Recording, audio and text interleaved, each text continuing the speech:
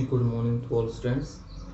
आज हम exercise 1.3 start करने जा रहे हैं, जो अपना है रैशनल और इरेशनल नंबर से रिलेटेड। देखिए, सबसे पहले तो बात करते हैं रैशनल और इरेशनल नंबर की। ये अपना इरेशनल नंबर यानी कि अप्रिमेय संख्या और दूसरा होता है रैशनल नंबर यानी कि प्रीमेय संख्या। दोनों में अंतर क्या होता है वो देखिए। रैशनल यानी कि प्रीमेय संख्या कौन सी होती है? वो संख्या जो p बाई क्यू की फॉर्म में लिखी जाए, यानी कि p बाई क्यू की फॉर्म में लिखी जाए, यानी कि दूसरे शब्दों में कह सकते हैं वो संख्या जो अपनी अंश बटे हर के रूप में लिखी जाए। अंश बटे हर यानी कि न्यूमिनेटर बाई डिनोमिनेटर की फॉर्म में लिखी जाए, वो संख्या अपनी रैशनल नंबर यानी कि प्रीमेय संख्याएं होती हैं। दूसरी कंडीशन क्या होगी? अपना जो q है वो नॉट इक्वल टू 0 होना चाहिए, यानी कि डिनोमिनेटर अपना 0 के बराबर नहीं होना चाहिए।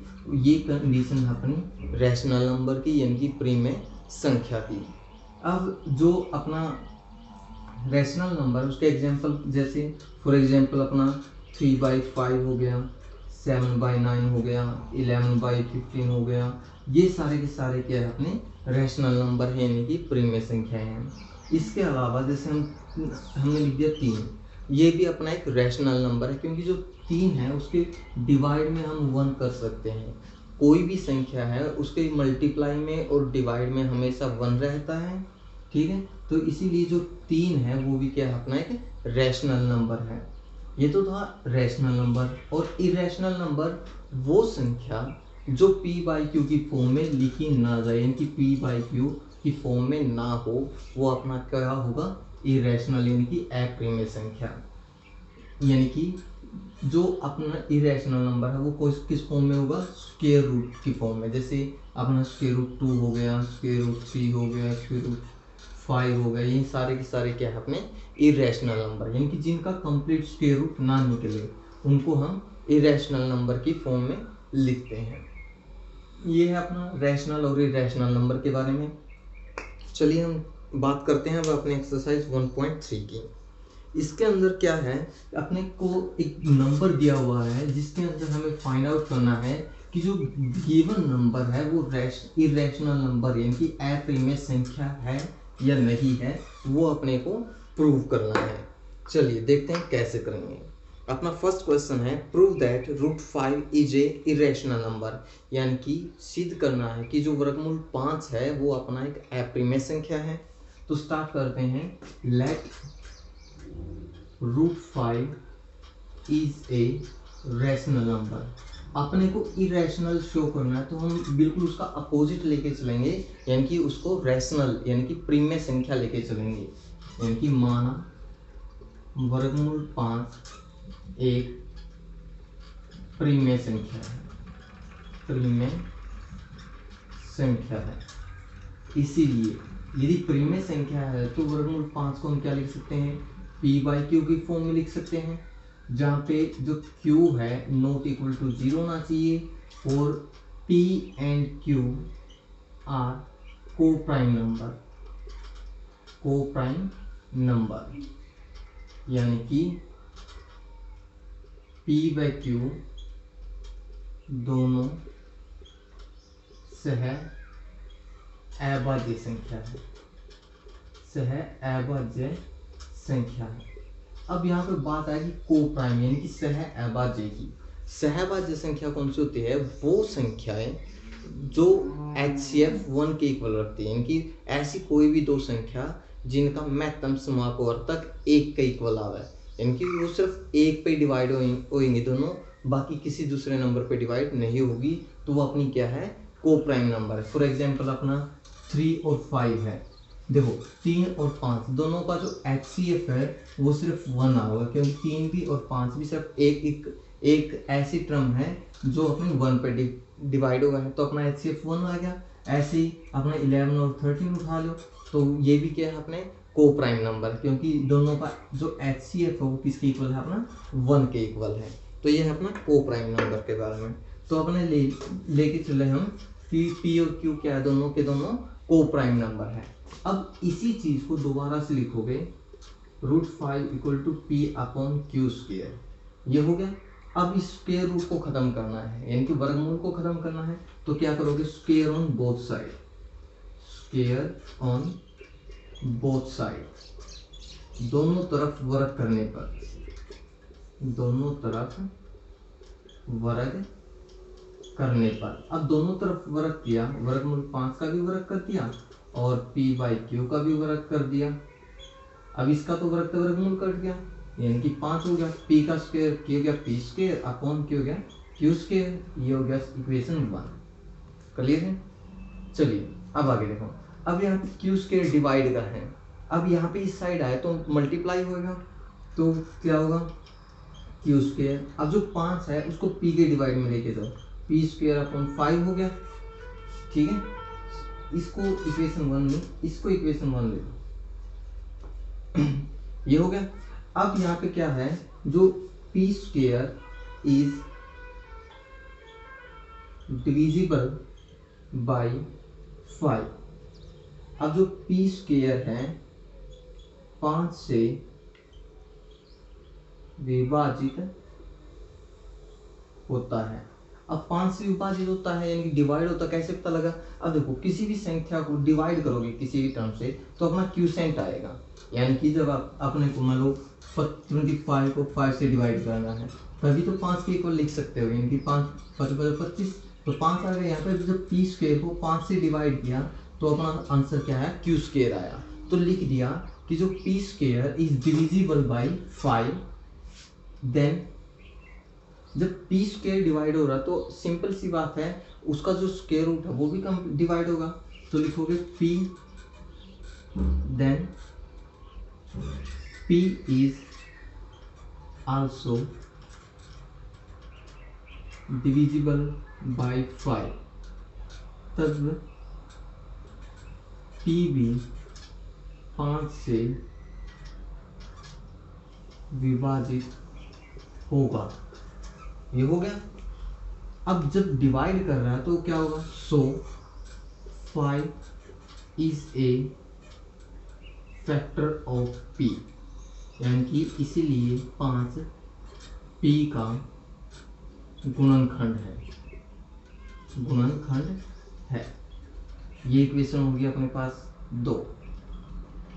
अब देखिए, अब आगे क्या करना है, यहाँ पे देखो इक्वेशन 1 की तरफ P² के डिवाइड में 5 है, तो लेट कर लो, यानी कि माना P बराबर 5C, यहाँ पे है C, where C is any integer, यानी कि C कोई अन्य पूर्णांक है, C कोई अन्य पूर्णांक है।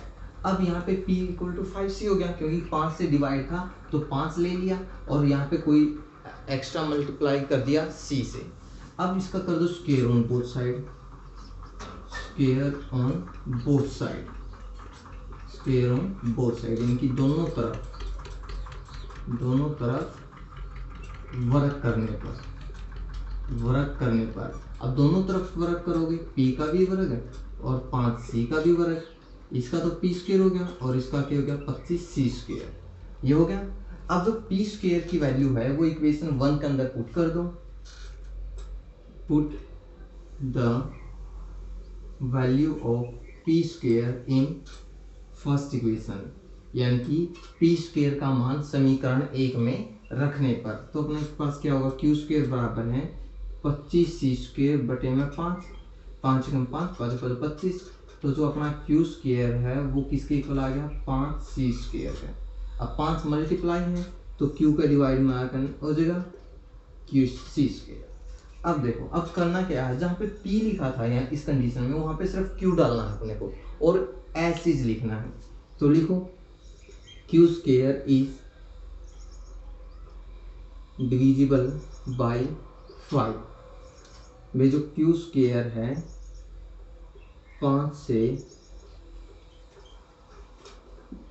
विभाजित होता है, then Q is also divisible by 5, तब Q भी 5 से विभाजित होगा। ये हो गया। जब इससे 5 से विभाजित होगा तो जो 5 है Q का भी क्या होगा, एक फैक्टर होगा। तो लिखेंगे 5 is A factor of Q, यानी कि इसलिए 5 Q का गुणनखंड है। गुणनखंड है। अब गुणनखंड है, ये हो गया अपना इक्वेशन 3। अब from second and third equation, यानी कि समीकरण 2 व 3 से। अब समीकरण 2 से देखो, जो 5 है वो P का भी फैक्टर है और जो 5 है वो Q का भी फैक्टर है। तो क्या लिखोगे, 5 is A common factor of P and Q, यानी कि 5 P व Q दोनों का उभयनिष्ठ गुणनखंड है। बट वी नो दैट, परंतु हम जानते हैं कि P and Q are coprime number. जो P और Q है वो क्या है, दोनों के दोनों कोप्राइम नंबर है। क्योंकि हम स्टार्टिंग में यही लेके चले थे कि जो P और Q है दोनों कोप्राइम नंबर है, यानी कि इनका HCF सिर्फ एक ही आ सकता है। पर यहाँ पे दोनों का HCF कितना आ गया, 5 और आ गया। तो ये क्या हो गया, कोप्राइम नंबर था। तो अपना क्या है, जो कंजप्शन है वो रॉन्ग हो गई। So this is the contradiction of our assumption that root 5 is a rational number, then root 5 is a irrational number कि परंतु हम जानते हैं कि P व Q दोनों अभाज्य संख्या है, इसीलिए यह हमारी कल्पना का विरोधाभास है कि वर्गमूल 5 एक परिमेय संख्या है। क्योंकि जो हमने लिया था वो अपना क्या हो गया, गलत हो गया। अतः वर्गमूल 5 एक अपरिमेय संख्या है।